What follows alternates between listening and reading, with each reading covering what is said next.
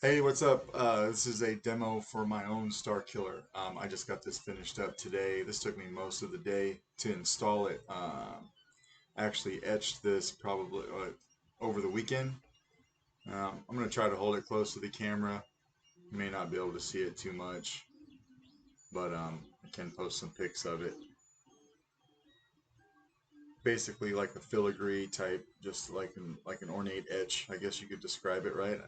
Through the entire thing. So I didn't heat stain the emitter because I wanted this Star Killer to be all clean.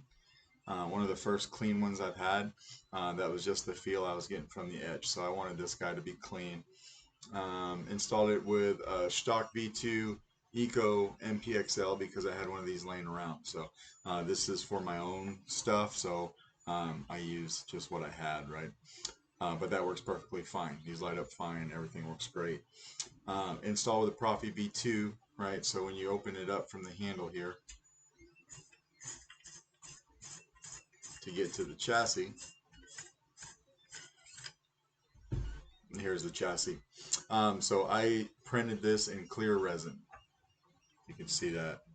I went through. This is the Star Killer chassis that I came up with when the SKIG first came out. But only difference is, this one's in resin. So it does say Solo Sabers over here. It's got the Force Lightning on both sides. But I went through and kind of painted that Force Lightning with some black acrylic paint, and then sanded the entire chassis to diffuse it because I've got two separate 10 pixel LEDs in this chassis. I've got one running this way, and then when you flip it over, I've got one running this way as well. These are the same ones I was talking about that I did for Eric the other day. I had these laying around the house. They're very finicky, um, so you just got to do them just right. So how I do them is I lay them in there where I want them to be, and then I glue them all the way down, all the way the entire strip, and then I glue the three solder joints at the tip of the strip as well, so that those don't move. Because on these particular ones, if those move at all, these strips don't work, right? They're not that great, right? But if you can get them to work, they look great. But I did get these to work. So I've got an OLED screen in here. I got a special message in case some people haven't seen it. Just for my buddy Benji, I was messing around. I was like, I'm gonna troll this guy, but I'm gonna do it with my OLED screen, and then let's see what he comes back with, right? So uh, OLED screen, two separate 10 pixel strips in the chassis so that this chassis lights up. And then here's the crystal chamber. So I got this chamber rod from Phil Guinness over uh, at Calmian Custom Sabers. I hope I'm saying that right. But um, this is Phil's business, and he does amazing work. He's kind of known for his Star Killers and some other things.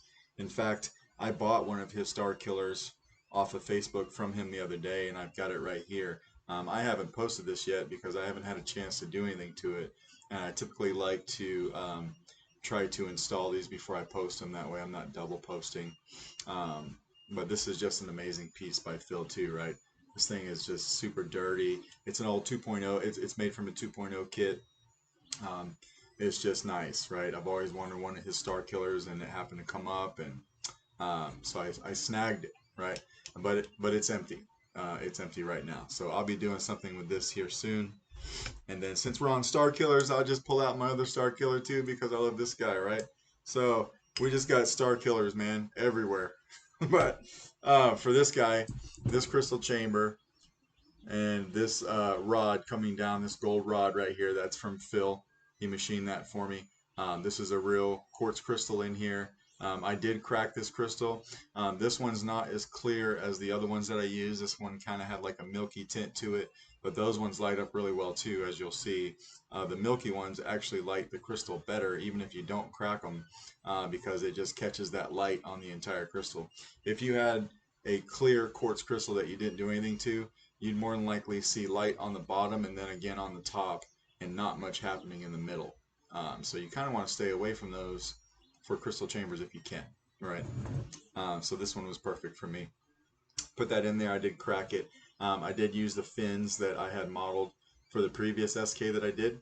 So I resin printed those and spray painted those gold.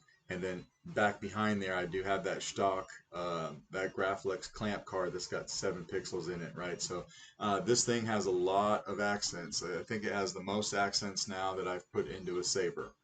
You've got 10, 20, 21 because the crystal has its own, and then 28 because now you've got that 7 pixel strip in the back. So other than the blade, this guy has, what I say, 28 different accents between the chamber and the chassis, right? I had done that one for Eric the other day. It had the most that I'd ever put in a saber, and I was like, you know, I want to own the saber that I put the most accents in. So that's what I did here. The install was pretty difficult because there's a lot of wires under this guy. And then about halfway through, I got caught up doing something and came back, and I had forgotten what colors were what. But so I had to trace them back and figure out what I did, but it ended up turning out fine, right? So let's put a battery in it. Spring side your negative down here. Check out that noise. I think Lord Vader's experiment just got loose. I'm going to see if I can show you guys the message. Ezra Bridger. Team C. Okay.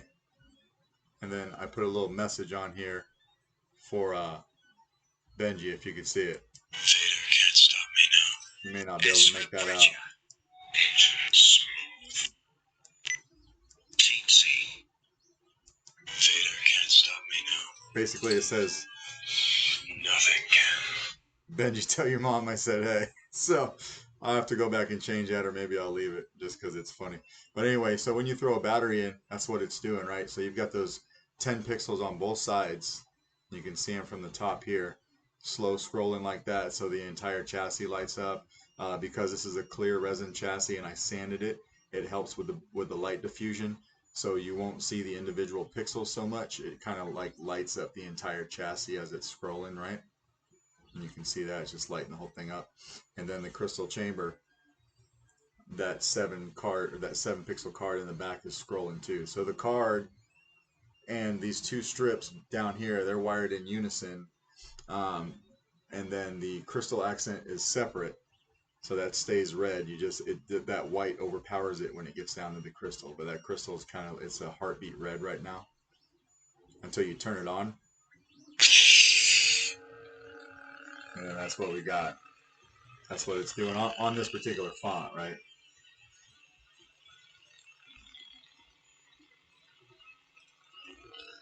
LEDs in there. So I mean, from top to bottom, this thing is lighting up, right? And then when you turn it on and you hit auxiliary for blaster deflex, it all flashes. Or hold it down for blade lockup.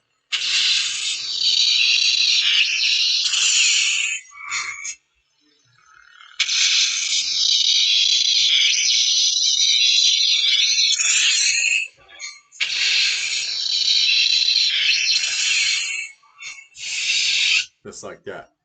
So that's what the chassis is doing, but we're going to go ahead and throw the handle on it. Super tight fit. Frankly, kind of surprised I got everything to fit, but I did have to glue the board down. And I don't mind doing that because this is my saber, so I know how to take it apart if I need to. But there was just no way to get a press fit for that board with all those wires that I have underneath it, right? So I went ahead and glued it down. I'm the type of guy that'll put like 3 or 4 fonts on here, and then that will keep me busy because I only pick this up every once in a while. I have Merrick on here from Preston over at Syndicate Sound Fonts. I've got Loth Hero from Kyber Daddy.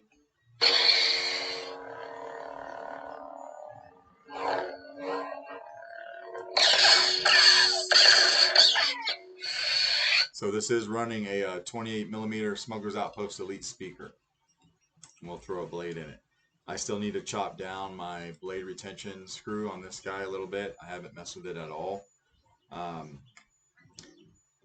didn't rush through this build, but I did try to get it done fairly quickly because I do have some stuff that I do need to work on.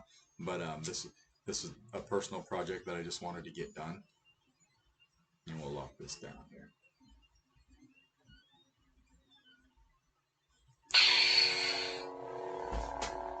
Right?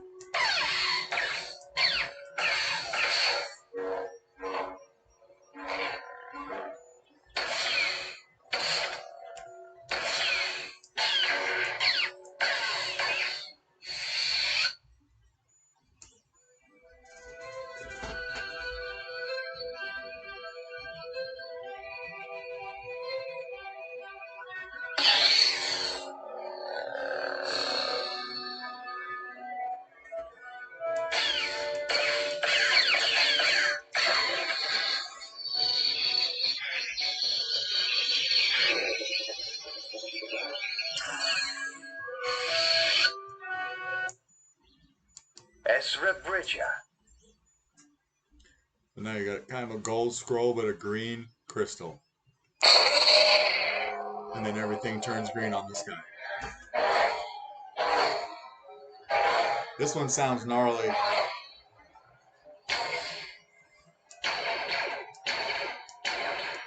I really like this one. This one probably sounds the best on this saber.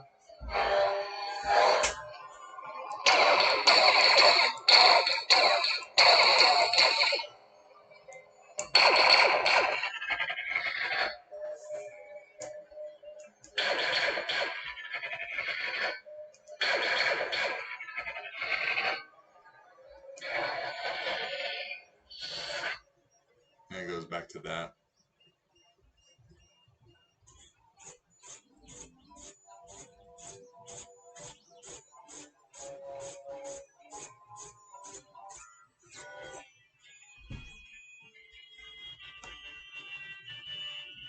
That's what we got.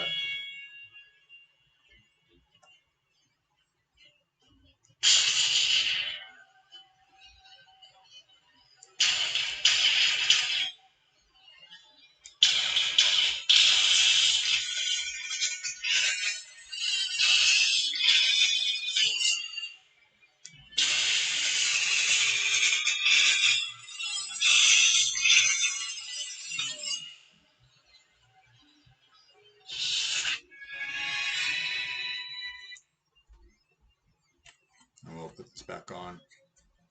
And then I think the last one I have on here, well, we'll leave this off. Last one on here I have is Ancient Integration because I like playing with that one too, right? Ancient integration. Just do a little something different. So orange for the scrolling effects, if you can see them. And then purple for the crystal.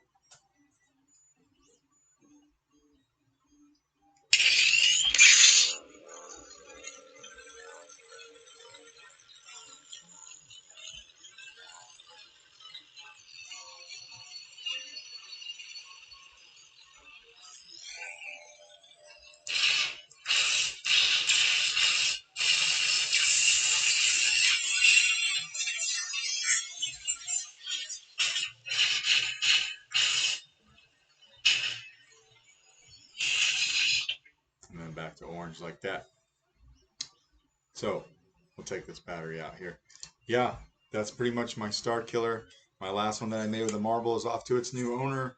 Somebody I know who will really appreciate it. I'll let him say if he wants to, if he's the owner of it or not, or if he wants to keep that to himself.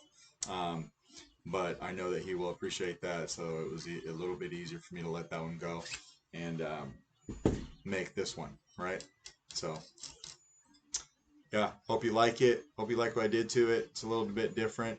I do find the humor in taking a star killer that was made to be the most screen accurate and then making it the most unscreen accurate, right? So anyway, thanks for watching.